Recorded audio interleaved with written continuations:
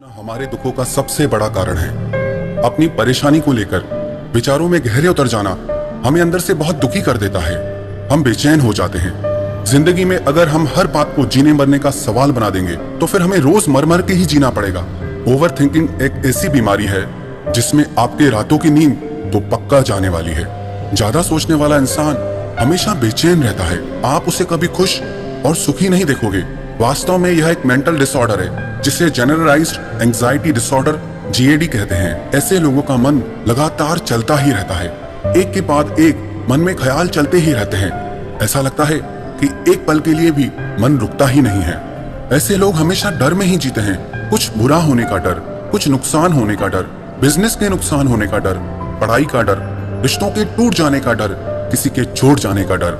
हमेशा ऐसे लोगों के मन में एक डर बना रहता है। जिन बातों की हम बहुत ज्यादा चिंता करते हैं, जिनके बारे में हम बहुत ज्यादा सोचते हैं, वास्तविकता में उनको जीवन में होने के चांसेस ना के बराबर होते हैं। पर हम उन बातों के बारे में लगातार सोच सोच के अपने मन को कमजोर और बीमार बना लेते हैं। मेरी नजर में सफल इंसान वही है जो चिंता और तनाव से मुक्त जीवन जीता है, जो चिंताओं और मन के ख्यालों में हमेशा डूबा रहता है। वो इंसान असली मायने में जीवन में असफल इंसान है। ज्यादा सोचने वाले लोग बहुत जल्दी थक जाते हैं और बहुत जल्दी ही इनके सर में और शरीर में दर्द होने लगता है। स्टैमिना नहीं होती क्योंकि आपका शरीर आपके मन के पीछे चलता है। अगर आपका मन कमजोर हो जाता है तो उसके साथ आपका शरीर भी कमजोर पड़ने लगता है। ऐसे लोग बिस्तर पर तो लेट जाते हैं पर दिमाग चलता ही रहता है, जिसकी वजह से फिर उन्हें नींद भी नहीं आती। ज्यादा सोचने की वजह से भूख भी बिगड़ जाती है।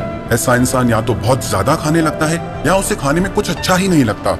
ऐसा इंसान हर बात को दिल पे ले लेता है और बहुत जल्दी उसका माइंड डिस्टर्ब हो जाता है। ओवर थिंकिंग एक ऐसी बीमारी है जो आपके मन में ऐसी परेशानियों को पैदा कर देती है जो वास्तव में होती ही नहीं है। और सबसे बड़ी प्रॉब्लम यह है कि आजकल सब लोग इसे नॉर्मल मानते हैं कि चिंता तो सबको होती है, but it is not normal. सबसे पहले तो आप इसे एक्सेप्ट करो, स्वीकार करो कि बहुत ज्यादा सोचते रहना नॉर्मल नहीं है। ये एक बीमारी है आपके मन की। तभी आप इस ओवर थिंकिंग की बीमारी से छूट पाओगे। अगर आप इस परेशानी से छूटना चाहते हो तो ये 5 बातें आप जरूर करें। सबसे पहली बात, अपने आप को पूरी तरह से नेगेटिव विचारों से सुनने और देखने से बचाएं। कोई भी विचार सुन लेना, देख लेना बहुत आसान होता है पर उसे बाहर निकालना बहुत मुश्किल हो जाता है। नेगेटिव बातें आपके मन को कमजोर करती है और पॉजिटिव बातें आपके अंदर एक शक्ति भरती हैं। पॉजिटिव बातों के लिए जरूरी है आप अच्छी किताबें पढ़ें, अच्छी संगत में रहें, अच्छी बातें सुने और देखें। जितना हो सके अपने मन को नेगेटिव विचारों से बचा के रखने की कोशिश करें। दूसरी बात, जिस काम को करने में आपको डर लगता है ना, उसे कर डालें, क्योंकि अगर आप डर के मारे उस काम को करते ही नहीं तो धीरे धीरे ये डर आपकी पूरी जिंदगी पे असर करने लगता है। डरना गलत नहीं है पर डर के कुछ ना करना गलत होता है। जब आप उस काम को कर जाते हैं जिसे करने से आप बहुत डरते हैं तो आपको समझ आता है कि आप बेवजह ही डर रहे थे और आपका सारा डर धीरे धीरे खत्म हो जाता है। और जहाँ डर ही खत्म हो गया तो आपका मन शांत और हल्का हो जाता है और मन के अंदर एक शक्ति और आत्मविश्वास जागता है। इसका मतलब ये नहीं कि आप कुछ भी उल्टा सीधा काम कर जाए, पर आप वो काम जरूर करें जिसने आपके अंदर डर बिठा रखा है, जिसको करने से आपकी जिंदगी बेहतर हो सकती है। तीसरी बात, सही समय पर सही मात्रा में सही भोजन लें। भगवत गीता में श्री कृष्ण ने कहा है कि ना ज्यादा खाने वाला इंसान सुखी रह सकता है, ना कम खाने वाला इंसान सुखी रह सकता है, क्योंकि आपके भोजन का आपके मन पे सीधा असर पड़ता है। इसीलिए तो कहते हैं ना, जैसा अन्न तैसा मन। जो आपके मन को जचता है वो मत खाओ, जो आपके शरीर को पचता है वो खाओ। मैं एक व्यक्ति से मिला, वो खाना खाने से पहले एक गोली लेते थे और खाना खाने के बाद भी एक गोली लेते थे।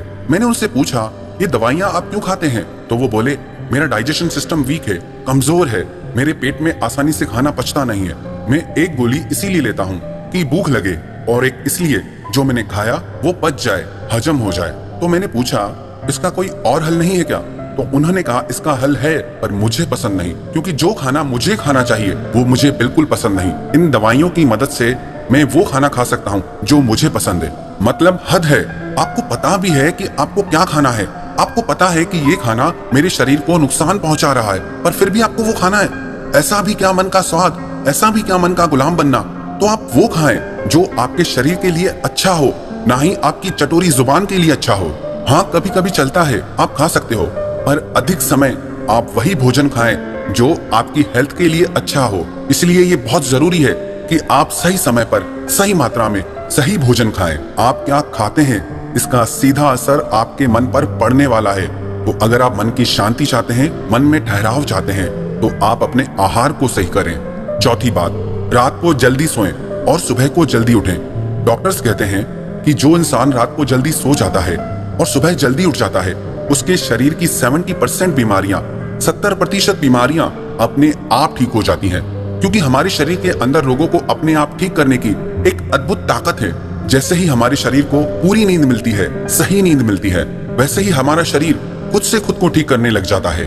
देर रात तक जागना और सुबह को देर तक सोना, ये आपके मन के कमजोर होने के लक्षण हैं। रात को जल्दी सोना, सुबह को जल्दी उठना, इसका सीधा असर आपके शरीर और मन पर पड़ेगा, जिससे आपके मन के अंदर एक आत्मविश्वास बढ़ेगा और आप खुद को ज्यादा शांत और बेहतर अनुभव करेंगे। पांचवी बात, मेडिटेशन। आप रोज 15 मिनट ध्यान जरूर करें। वैसे तो 30 मिनट करना चाहिए, पर शुरुआत में आप 15 मिनट से शुरू करें। ध्यान को अपनी जिंदगी का हिस्सा बना ले। जैसे समय समय पर हम अपनी बॉडी को डिटॉक्स करते हैं, वैसे ही मन को भी डिटॉक्स करना जरूरी है। मन से भी नेगेटिव विचार बाहर निकालना जरूरी है। मन को भी प्योर करना जरूरी है और उसके लिए बेहद जरूरी है नियमित ध्यान।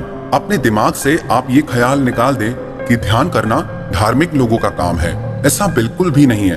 ध्यान आज के इस चिंताओं के युग में हर इंसान की जरूरत बन चुका है।